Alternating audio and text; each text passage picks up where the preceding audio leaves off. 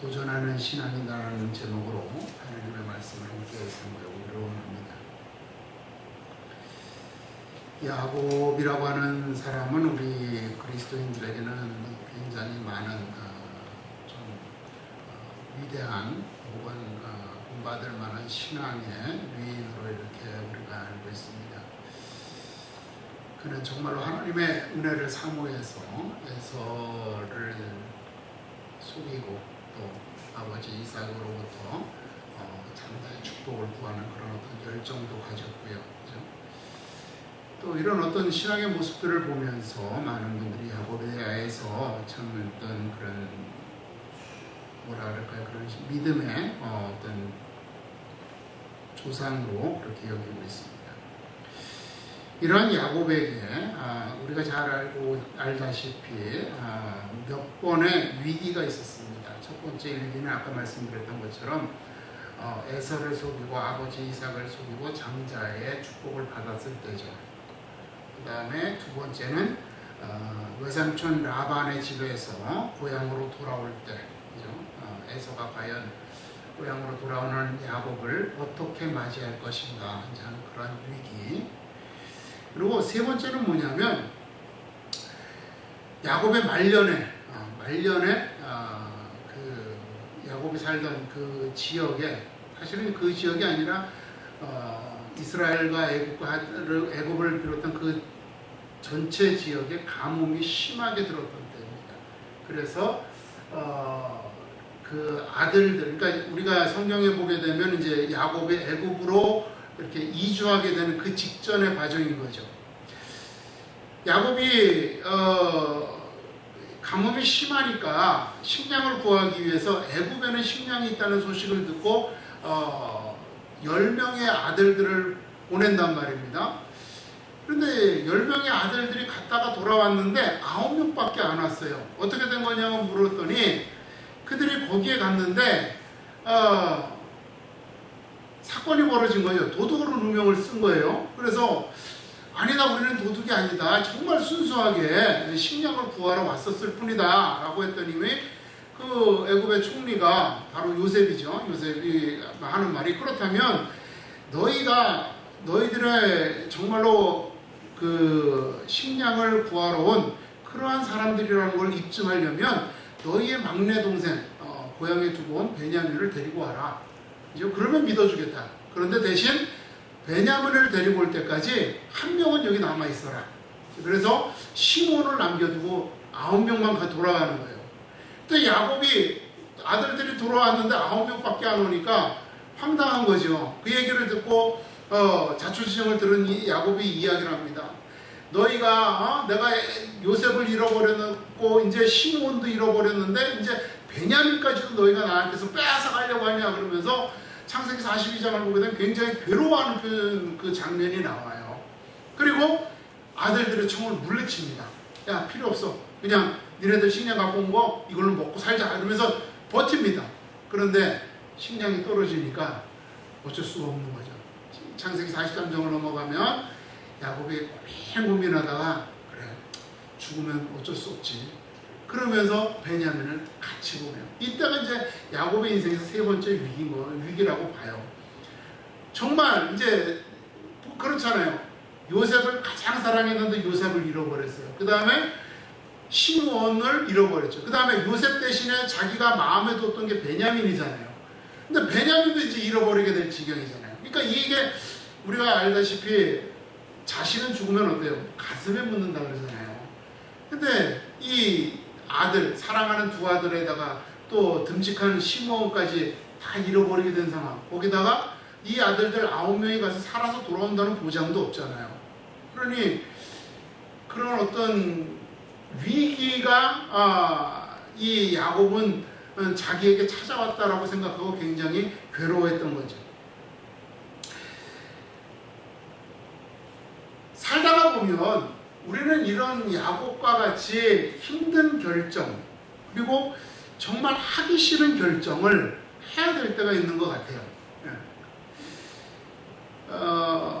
이걸 해야지만, 이 결정을 해야지만, 이것을 선택해야지만 보다 나은 상황이 될 수 있고 보다 조금 더 내가 앞으로 전진할 수 있는 그러한 일들이 우리 눈앞에 있을 때 우리는 이 결정을 해야지만 한다라고 하는, 혹은 아니면은 하지 않으면 안 되는 그런 상황들에 우리가 처할 때가 있기 때문에 그렇습니다.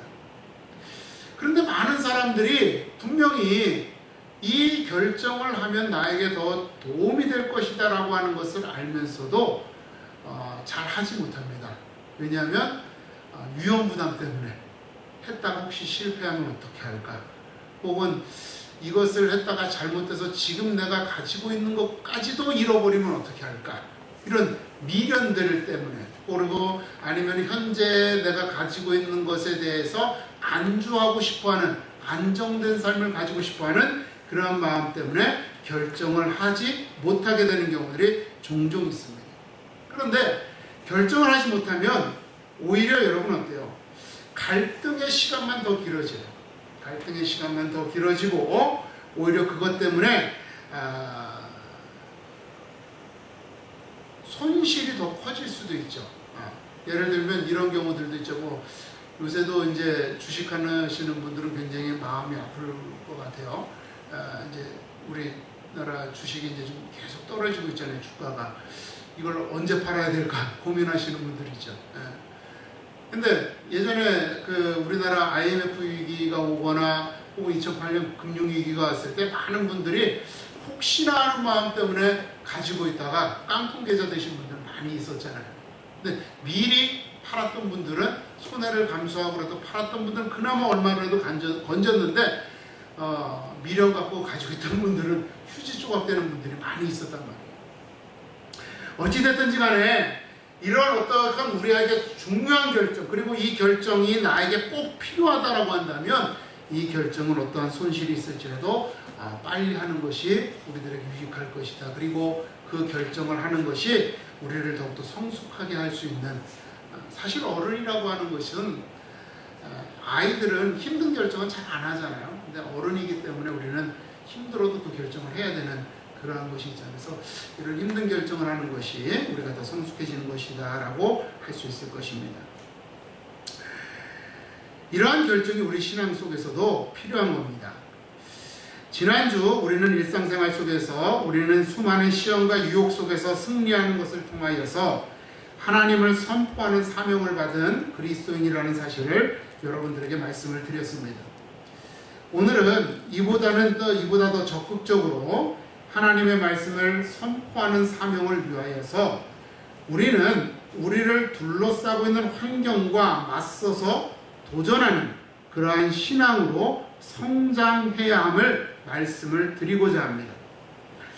본문에 나오는 다니엘은 소년 시절에 바벨론으로 포로로 끌려가 약 70여 년간 바벨론, 그리고 바벨론이 멸망한 이후에 세워진 바사라고 하는 두 왕국에서 관리로 일하였습니다. 또한 그 기간 동안 하나님의 말씀을 전하였던 그러한 선지자였습니다.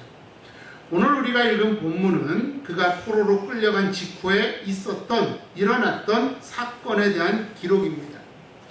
바벨론의 느부갓네살 왕은 포로로 끌려온 소년들 중에서 귀족의 자녀들, 또 그 중에서도 용모가 아름답고 준수하고, 또 그 중에서도 지혜롭고 총명한 소년들을 따로 구별하여 교육을 시켰습니다. 왜냐하면 이 아이들을 바벨론의 관리로, 그 왕국의 관리로 사용하기 위해서 그렇습니다. 자, 바벨론 나라의 관리가 된다라고 하는 것. 여러분, 우리가 이제 미국에 가서 미국의 공무원이 되려고 하면 일단 그 나라의 시민권을 따야 돼요. 시민권을 따려고 하면 여러분 어떻게 되냐면 그 나라의 역사, 정치, 경제 이런 것들을 시험을 봐서 패스를 해야지만 돼요. 왜냐하면 그 나라의 공무원이라면 그 나라의 역사적인 정통이나 그들의 문화나 이런 것들을 이해하고 그래야지만 그 나라를 관리할 수 있는 일을 제대로 할 수 있거든요. 그러니까 바벨론도 마찬가지예요. 그 왕국을 다스리는 관리를 세우기 위해서는 그 나라의 언어, 그 나라의 문화, 그 나라의 관습 이런 것들을 당연히 교육시킬 수밖에 없는 거죠. 더군다나 이 사람들이 왕국의 관리가 된다라고 하는 것은 왕궁에서의 예절과 예식 같은 것들도 배울 수밖에 없는 거죠. 그 중에 하나가 뭐냐면 제일 중요한 게 뭐예요? 음식 먹는 거예요. 왜? 왕과 함께 식사를 할 일들이 있잖아요.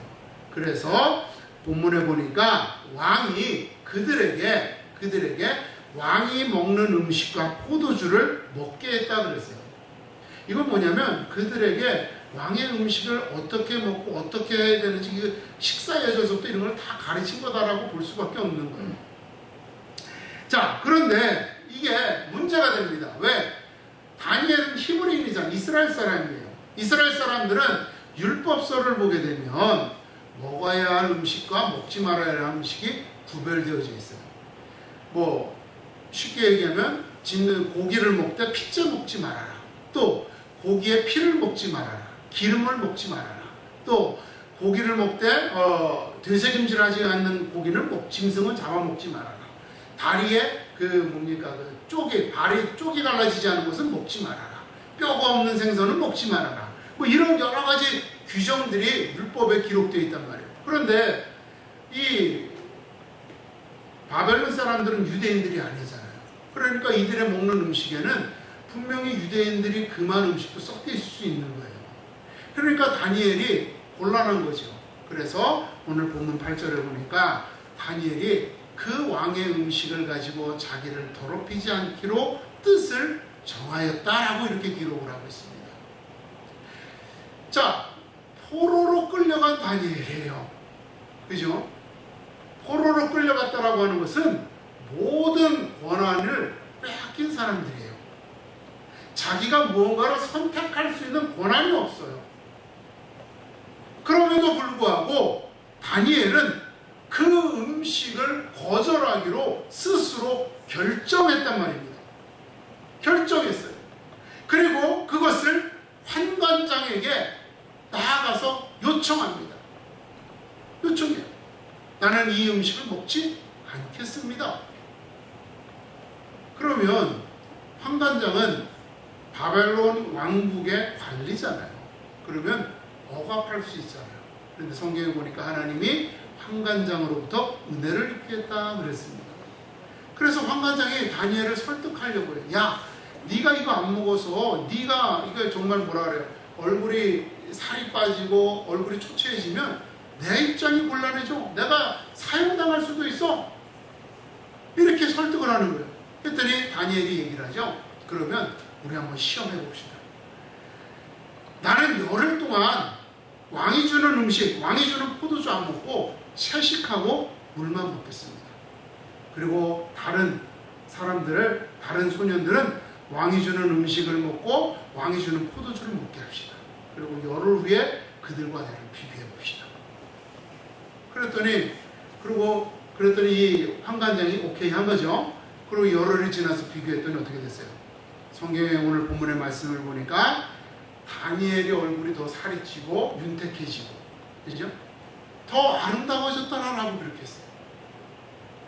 자, 여러분, 다니엘은 이렇게 자신의 신앙을 지키기로 자신이 결정할 수 없는 상황임에도 불구하고 스스로 결정을 하고 그것을 당당하게 고백하고 또 이것을 확증하기 위하여 하나님께서 자신을 도우실 것이라는 확신 가운데서 그 환관장에게 시험하자고 선포했던 거예요.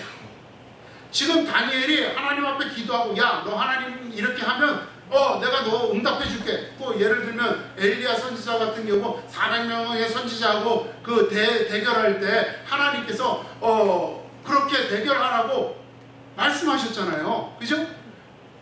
그래서 대결한 거예요. 그런데 다니엘은 그런 응답받은 게 아니에요. 그냥 자신의 믿음을 지키기로 결정하고 그러면 한번 해보자. 내 믿음이 옳은지 너희들의 말이 옳은지 한번 대결해보자. 도전해보자 하고 결정하고 선포한 거예요. 이렇게 선포할 때, 믿음으로 선포할 때 하나님께서 역사하시는 겁니다. 야고보 선지자가 이렇게 말해요. 오직 믿음으로 구하고 조금도 의심하지 마라. 오직 믿음으로 구하고 조금도 의심하지 말라는 거예요. 그러면 하나님이 주신다는 겁니다. 그런데 의심하는 자는, 이러한 사람은 무엇이든지 주께 얻기를 생각하지 말라. 이게 야고보 선지자의 말이에요. 야고보 사도의 말이에요. 다니엘은 이 야고보 사도의 말과 같이 자기의 신앙을 지키기 위해서 결정할 때, 내가 이것을 지키기 위해서 그들과 경쟁할 때 하나님이 날 지키실 거다, 확신한 거죠. 믿은 거죠. 그리고 그 사람들 앞에, 환관장 앞에 선포했던 것입니다. 그 믿음을 하나님은 들어주신 겁니다. 그 믿음에 하나님께서 응답하신 것입니다. 그의 얼굴을 더욱 아름답게 하셨고 더욱 윤택해지도록 돌보아 주셨던 것입니다. 여러분, 이처럼 다니엘은 자신의 신앙을 지키고 하나님의 영광을 선포하기 위하여 자신을 둘러싸고 있는 환경에 거침없이 도전했다는 겁니다. 우리는 이 믿음을 가지고 우리를 둘러싸고 있는 환경과 맞서는 도전을 해야지만 합니다. 환경에 눌려서 그 환경에 지배를 당하면서 환경의 노예가 돼서 살아가는 것이 아니라 환경에 맞서서 환경을 이겨내면서 하나님 앞에 영광을 돌리는 삶을 살아야지만 하는 겁니다. 그럴 때 하나님께서는 우리를 지키시고 우리의 선포를 하나님께서는 이루어 주시는 것입니다. 다니엘서는 이러한 기록으로 가득 차 있는 거예요. 그죠? 다니엘만이 아니죠, 여러분. 다니엘에서 지금 우리가 잘 알잖아요. 사드락과 메삭과 아벳느고, 우리가 잘 아는 거잖아요. 느부갓네살 왕이 금신상을 세워놓고 모든 사람들이 일정한 시간에 금신상에게 절하라고 명령을 했어요. 그런데 성경에는 사드락과 메삭과 아벳느고만 절을 하지 않았다 그러지만 다니엘도 절하지 않았을 거예요.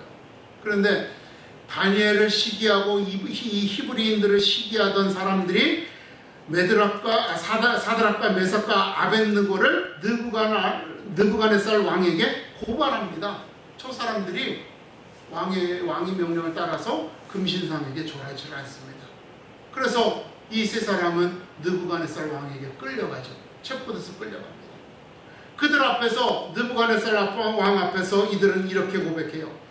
우리가 섬기는 하나님이 계시다면 우리를 맹렬히 타는 풀무불 가운데서 능히 건져내시겠고 왕의 손에서도 건져내시리이다. 그렇게 하지 아니하실지라도 왕이여, 우리가 왕의 신들을 섬기지도 아니하고 왕이 세우신 금신상에게 절하지도 아니할 줄을 아옵소서.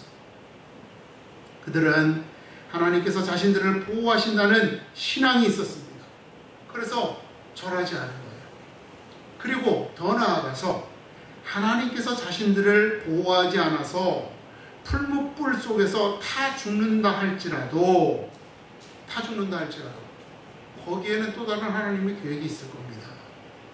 그죠? 그래서 나는 타 죽을지언정 나는 당신의 신상 앞에 절하지 않을 거예요. 왜? 그것으로도 하나님께서 나를 향하신, 내 삶을 향하신 하나님의 계획은 성취되어지는 것이기 때문에 나는 이 죽음 앞에 당당하게, 의연하게 맞서겠습니다라고 그렇게 느부갓네살 왕 앞에서, 당시의 절대적인 군주였던 그 느부갓네살 왕 앞에서 선포하고 도전하는 거예요. 난 거침없이 풀 속에 들어갈게. 그죠? 살아도 하나님의 뜻이고 죽어도 하나님의 뜻이야. 말하는 거죠. 그랬더니 여러분 어떻게 해요? 느부갓네살 왕이 보니까 성경 기록 보니까 아니 우리는 분명히 3명을 집어넣는데 왜 4명이 있느냐? 그러면서 이 세 사람의 이름 사드락과 메삭과 아벳느고야 내가 거기 있느냐라고 부르잖아요. 그랬을 때 그들이 나왔는데 머리카락 하나 그르지 않았다 그러잖아요. 그래서 느부갓네살 왕이 전국에 포고령을 내립니다. 그리고 이렇게 써요. 그 포고령에 이같이 사람을 구원할 다른 신이 없음이니이다. 이게 이들의 믿음을, 이들의 도전을 통해서, 신앙의 도전을 통해서 하나님이 영광 받으시는 그 일들이라고 하는 겁니다. 이들만 그런가라고 하는 거예요. 여러분, 사실 이들도 평범한 사람들이었어요. 그죠? 포로로 끌려간 일반인들이었어요. 그런데 하다가 보면 사실은 사드락과 메삭과 아벳느고는 이 다니엘에 비하면 진짜 뭐라 그럴까요? 이렇게 성경에 딱 한 번 기록되고 많은 사람들이잖아요. 다니엘은 그나마 다니엘서라고 하는 이 책도 쓰여졌고, 또 나중에 가게 되면 왕의 꿈도 해몽도 하고, 또 여러 가지 이적도 체험을 하니까 그나마 대단한 사람이라고 볼 수 있지만, 사드락과 메삭과 아벳느고는 이거 딱 한 번밖에 안 나오는 그런 사람이에요. 평범한 사람인 거예요. 우리도 이들처럼 다니엘이나 사드락이나 메삭이나 아벳느고와 같이 우리의 삶으로 하나님의 영광을 선포해야 될 사명을 가진 사람들이란 말입니다. 고린도전서 6장 20절에 보니까 우리는 이를 위하여서, 이렇게 하나님의 영광을 선포하는 삶을 위하여서 값으로 샀다라고 성경은 말씀하고 있어요. 우리 주님이 우리를 구원하신 것은 우리가 이 땅에서 우리의 삶을 뭐라 그럴까요? 죄의식에서 해방되어서 편안한 마음으로 행복하게 살라고 부르신 게 아니라는 거죠. 여러분, 이거 잘 기억하셔야 돼요. 많은 그리스도인들이 이렇게 오해를 해요. 죄의식에서 해방돼서 그냥 행복하게 하나님의 복 받으면서 살라고 우리를 부르신 게 아니란 거예요.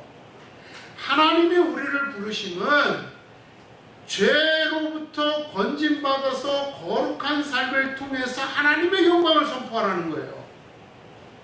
그죠? 우리를 둘러싸고 있는 모든 환경들, 죄를 지을 수밖에 없는 환경들 속에서 우리가 죄를 짓지 않는 그 삶을 통해서 하나님의 영광을 선포하라고 우리를 구원하셨다라고 하는 겁니다. 여기에 우리의 구원의 핵심, 포커스가 거기에 맞춰져야지만 되는 거란 말이죠. 이 사명을 감당하도록 하기 위해서 우리를 구원하셨다는 겁니다. 그렇기 때문에 우리는 우리를 둘러싸고 있는 환경에 도전해야지만 하는 겁니다. 우리의 신앙을 지키기 위해서 도전해야 됩니다. 세상은, 우리를 둘러싸고 있는 환경은 우리가 신앙을 포기하도록, 그래서 우리가 범죄하도록, 우리가 신앙을 안일하게 생각하도록, 우리의 신앙을 다른 것들 중에 하나인 것처럼 여기도록 압력을 가하고 유혹을 하고 또 우리의 생각을 혼돈하게 할 겁니다. 그럴 때 우리는 의연하게 맞서서 우리의 신앙을 고백하고 선포해야지만 합니다. 그 압력이 돈이나 직장이나 사람이나 혹은 안정된 삶일지라도 그것들을 걸고 신앙을 고백하고 선포해야지만 합니다. 그러면 하나님께서 그보다 더 좋은 것으로 갚아주실 것을 믿고, 그렇게 우리는 세상과 우리를 둘러싸고 있는 환경과 맞서야지만 하는 것입니다.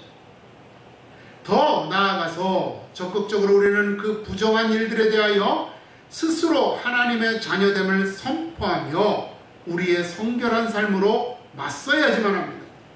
그렇게 함으로 하나님의 일하심을 이 땅에 나타나야지만 합니다. 여러분, 우리들 주변을 돌아보세요. 우리가 맞서야 할 수많은 불의와 부정과 불법과 편법이 얼마나 많이 넘쳐나고 있습니까? 그죠? 무언가 많이 좋아졌다고 하지만 무언가 어떤 일을 통과하려고 하면 아직도 뇌물이, 그죠? 아직도 인맥이, 그죠? 아직도 무언가 다른 사람들의 힘이 필요한 것이 우리 사회잖아요. 또 우리가 살아가면서도 우리도 알게 모르게 다른 사람을 이용하고 속이는 것이 당연한 것처럼 되어 있잖아요. 다른 사람을 속이지 않고 정직하게 사는 사람을 보면 바보라고 조롱하는 것이 오늘 우리 사회잖아요. 그치? 이렇게 수많은 불의, 부정, 불법, 이 모든 것들에 우리가 믿음으로 맞서야만, 믿음으로 도전해야지만 됩니다. 그것들 앞에서 우리가 정의와 정직과 신의와 성실, 그리고 사랑과 이해, 용서, 겸손, 배려, 이러한 등등의 하나님의 진리로 맞서야지만 하는 겁니다. 모든 사람들이 자기 자신을 향한 욕심으로 살아갈 때 우리는 다른 사람들을 이해하고 용서하고 배려하는 거죠. 여러분, 우리 한국 사회가 지금 많은 분들이 걱정하고 있어요. 그죠? 근데 왜 이렇게 각박한 인생이 되었을까요? 우리 그리스도인들이 이렇게 환경에 맞서는 이 사명을 감당하지 않았기 때문에 그래요. 이미 80년대 후반, 90년대 들어오면서부터 우리는 한국 기독교인이 1000만인이, 2000만인이 그거 자랑했잖아요. 그렇게 수많은 기독교인들이 있음에도 불구하고 우리 사회는 갈수록 혼탁해졌어요. 곳곳에서 동성애를 주장하고요. 그죠? 곳곳에서 온갖 불의가 판을 치고요. 온갖 갈등이 유발되고요. 갈수록 더 심각해지잖아요. 그 모든 일들의 그리스도인들은 어디에 가 있는 거예요? 그들과 한편이 돼서 같이 죄를 범하는 거죠. 같이 동조하고. 어떤 사람은 그러죠? 뭐 동성애가 이미 대세가 됐다고. 비난하기보다는 끌어안아야 한다고. 말이 안 되잖아요, 여러분. 하나님이 금하신 것인데 어떻게 그것을 끌어안아요? 분명히 죄는 죄라고 지적할 수 있어야지만 되는데 죄라고 하지 말고 끌어안자라고 하잖아요. 이러한 모든 일들의 현상들에서 모든 불법적인 것들에 대해서 그리스도인들이 그 환경에 지배를 당해버린 겁니다. 대단한 게 아니잖아요.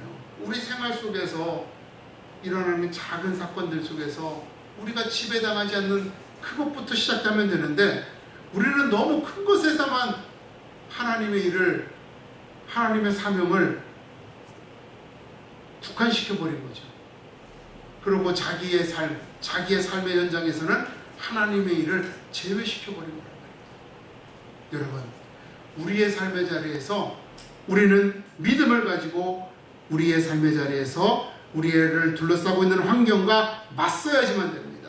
그것들에 도전해야지만 됩니다. 그것들을 통하여서 우리의 믿음을 드러내야지만 합니다. 부족하지만, 모자라지만 우리가 그렇게 맞설 때 하나님께서 우리를 통하여 이 땅에 하나님의 영광으로 이 세상을, 이 나라를, 이 땅을 다시 한번 회복시키실 줄로 믿습니다. 그 일에 함께 사용되어지는 저와 여러분이 되기를 주님의 이름으로 축원을 드립니다. 기도하겠습니다.